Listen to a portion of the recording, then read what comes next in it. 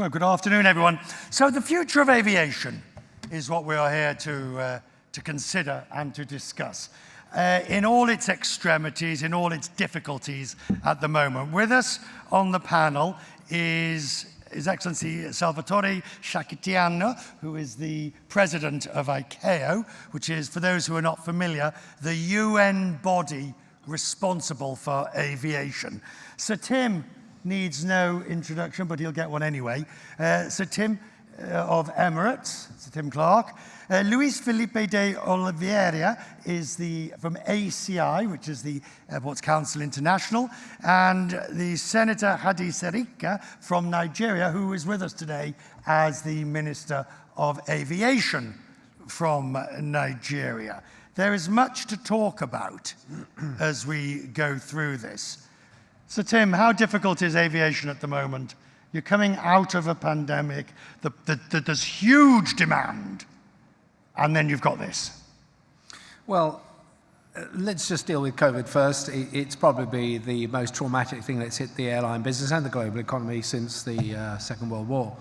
And we're having to deal with that, and you're absolutely right. We're now seeing a resurgence of demand across all our countries on our network and the segments within those. So we're actually seeing some very good positive movement across our network. But at the same time now we have the Ukrainian issue, which of course is possibly more serious in terms of civil aviation and other areas in the global economy than the COVID pandemic. And I say that simply because from a civil aviation point of view, from an airline point of view, the notion that going forward with the what I would call the economic Iron Curtain moving to the east and the exclusion of Russia in the future and its civil aviation power that it has is going to cause a tectonic shift in the way airlines and the aviation business goes about its business. You say it's going to, it's already caused it, hasn't it? I mean, you've got the leased aircraft in Russia that are now in some no man's land, if you will. You've got overflight, which is not possible. How do you see it developing out, if you will?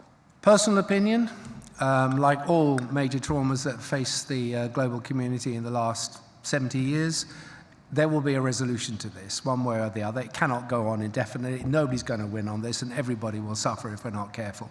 Not the least of which are the people in Ukraine. So we have to find, the global community has to find a resolution. And surprisingly, if you'd asked me this question 20 years ago, the same thing had happened, I would say, yes, this looks like a paradigm shift in what's going to happen to the global economy. But if this gets sorted sooner rather than later, the pressure of globalization, the pressure of demand from multiple sectors within the global economy will be such that we can get through this. The longer it goes on, the more difficult it becomes to deal with. I need to ask you that you're still flying to Russia. Why? Well, there's two reasons. Obviously, the ownership have not directed us to do otherwise. And so as long as we are not told not to operate to Russia, we will continue to do so. But don't forget, these sanctions are not against the Russian people, the Russian citizens. They still are people like you and me, and they want to be able to travel. There are lots of reasons why we fly. We carry humanitarian goods in our holds. We've got NGOs traveling in and out of Russia. We've got the diplomatic community going in and out of Russia. And a lot of the developing world, which is perhaps not part of the sanctions regime, need to deal with Russia in their own way. So all we're doing is being an enabler, facilitator, without taking a political position on this for the time being. And so long as the state, our owner, requires us to fly there, we will continue. Turning to the airports, ACI, as we come out of the pandemic, and we've now got more turmoil, what is it you want from governments, from regulators? Well, I think I will start with the one topic that I always touch base. The first one is we are one of the safest transport in the world, and safest industries in the world. And we are now in a position that we are in the hands of the health authorities. That's why basically the aviation lost the power to take their own decisions. In that way, we cannot harmonize a system, and you cannot harmonize a system that you go to the risk bureau basis as requested by the health authorities. But we did a dreadful job during the pandemic of harmonizing restrictions, regulations. Would you agree? Well, we supported the work that ICAO did. ICAO did a Council of Aviation Recovery Task Force that basically provide the guidelines to the countries to reopen. But the country's minister ignored in many cases what ICAO said. They said don't close down. They said you don't need to do this. They said you don't. And the countries did it anyway. Well, the countries have to do it at the time. Look at the case of Nigeria. We have 200 million people in Nigeria, and most of them living closely together. In cities jam-packed by 20 million people, Lagos, 40 million people, Kano. Something got to be done, otherwise people will die. So we went on, closed the country immediately at the time, and that's why in Nigeria, up to today, there are only 3,500 deaths, and just about 250,000 infections, and 245,000 discharged from hospital. Do you believe those numbers? Yes, I do. Otherwise, you would have seen Nigerians going to the grave unexplained. Yes. So it worked very well, but then gradually it began to ease out, and business is coming. Don't forget, at the time before COVID, Nigeria aviation becomes the fastest growing sector of the economy. Right, so the airlines are doubled, the passenger number are quadrupled, number of airlines doubled, number of airports doubled, all within the Buhari administration of 6 years. now, in the interest of transparency, I did discuss this with the minister. He knows where I'm going here. Are you committed to having an open, transparent, private sector aviation industry with open skies?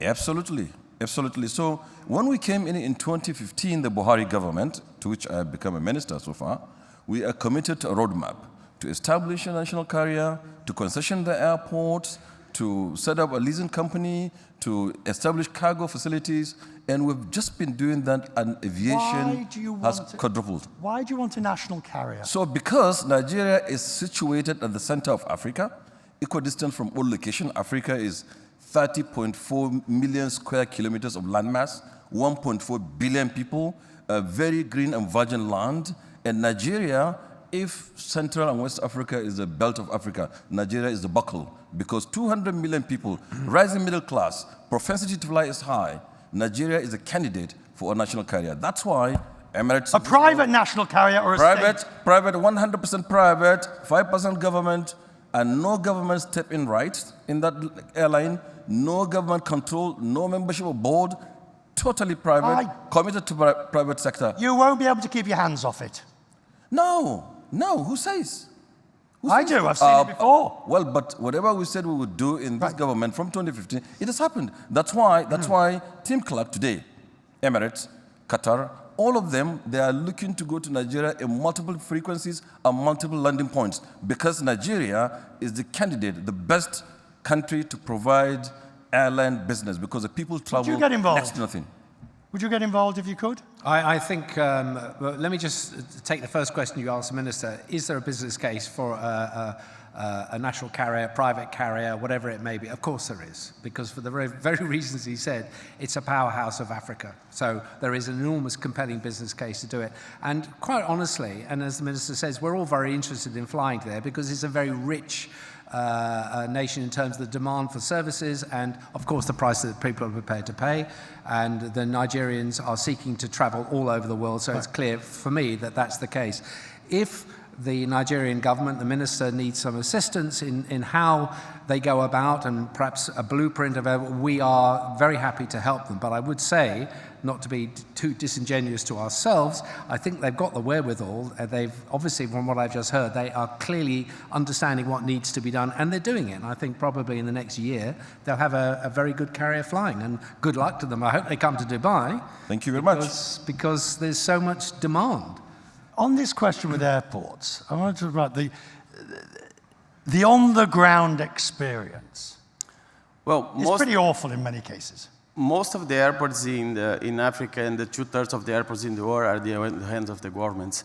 And what is especially for Africa itself, not only for Nigeria, Africa has 15% of the global population and only 2% of the global air traffic. That's why the potential is huge, not only in Nigeria itself, but in the whole continent. That's why we need to find a way that we can break the restrictions that we have to fly inside of Africa and outside of Africa to bring more passengers the opportunity to fly there. If we look at the aviation industry globally, do you think the slot restriction and the slot method, I saw Tim wince at the mention of slots, do you think it needs a wholesale revision? Yes. The 80% rule in this pandemic didn't work for airlines, for airports. I think we need to revisit the process. That's why the regulatory framework that is applied today need to revisit at a certain point. What I saw is that there's a lot of integration and discussion between the airlines, the slots coordinations, and the airports to apply different approach according with the region, according to the specifics of the region that we are facing today. Do you see, Tim, Europe still protectionist when it comes to aviation? I think this could be a byproduct of what is happening in the European geopolitics at the moment. So we're just a little bit worried that that might happen. But as I said earlier, the pressure of globalization, the multiple sectors within it will push us through that. To the problem about slots, the slot issues are a product of non-availability. That's what it's all about.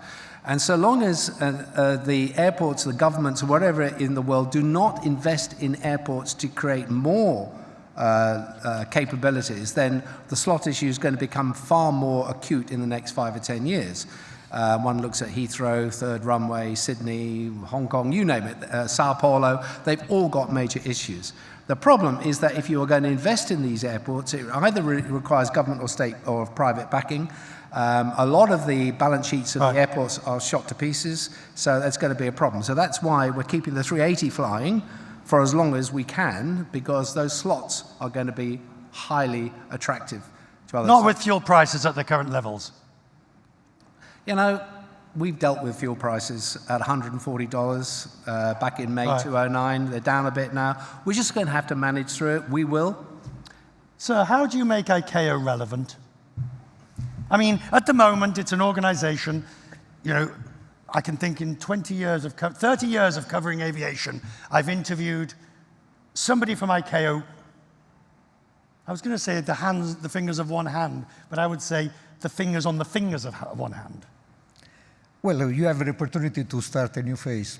Actually, with the change of leadership in ICAO, we have launched a modernization process. Modernization process, that means this is an organization that has 70 years. And that is good for the rules that are very solid, not good for the practices that have been, let's say, overlapped years after years. So we have launched a process of modernization. I would say that the experience done with the pandemic is an example on a different approach that we adopted, for example, in cooperation with the industry. Cooperation with the industry became closer, and the recommendation, we were not prepared for the pandemic. That's a matter of fact. Nobody was prepared, including ICAO. So, but the ability to react has been fast thanks to a different approach, in particular with the industry. You mentioned that a recommendation has been not implemented by governments or not fully implemented by the government. This is very disappointing because we have seen that closing the borders more on emotional reactions than the actual evidence has been not effective. So, as we come to the end, a couple of minutes left, curious, Minister, when you cease to be Minister, what's the one change you will have hoped to have effected? What's the one thing you want to have seen happen in Nigeria's aviation industry? Well, I would like to see that Nigerian aviation industry continue to be private sector led and driven, and that there is more efficiency and safety in the sector. And doing that, we have added 50 million capacity to 4 airports recently. We're building more runways. We're treating the issues of airness and all of those things that will make aviation smooth, efficient, safe, and the most preferred option of transportation. And if you look at continentally Africa, the only way that AU Agenda 2063 can be achieved really is by aviation, because rail and roads takes a tremendous amount of quantum money to establish and to maintain over a continent of 54 countries in 30.4 square kilometers of land. Director General, You're not going to answer this question, but I'll ask it anyway. Your favorite airport? My favorite airport? I'll be in trouble if I do that. Sorry? I will be in trouble if I do that. We have a very good quality system that analyzes the airports for different sizes, and we have more than 100 airports that received awards last year. That's why it depends of the size, depends. Okay, I'll rephrase the question. Okay. The airport you dread going through. One airport, I used to live in Netherlands many years, and I think it's because of the size of the airport. I love to connect, for example, in Amsterdam. It's a great airport to connect. But if I need to take, my favorite airport was Geneva. I spent 15 years living there. Oh, so it was easy to connect. And the most beautiful airport in the world is Santos Dumont in Rio de Janeiro, Rio City Airport. But you gave Abuja an award. Abuja award. An award, well. yes. That's why it's one of he gave Abuja an award. Yes, he gave Abuja an award. Because was it a bad day for the other airports? No. He has seen that we've improved the capacity of civil aviation in Nigeria. 8 million to 18 million passengers in 4 years. Aviation, we have debunked in Nigeria that aviation doubles every 15 years. It is now quadrupling in Nigeria under Buhari in 6 years. Tim, are you going to have the last laugh with these A380s? Everybody thinks you are barking mad having these planes. 4 engines, lots of seats, high fuel prices, expensive airports. Well, in answer to the question, in the time that we've had them and prior to the pandemic, they produced about 80% of our profits, irrespective of all the things you mentioned. We have a wonderful... Thank you.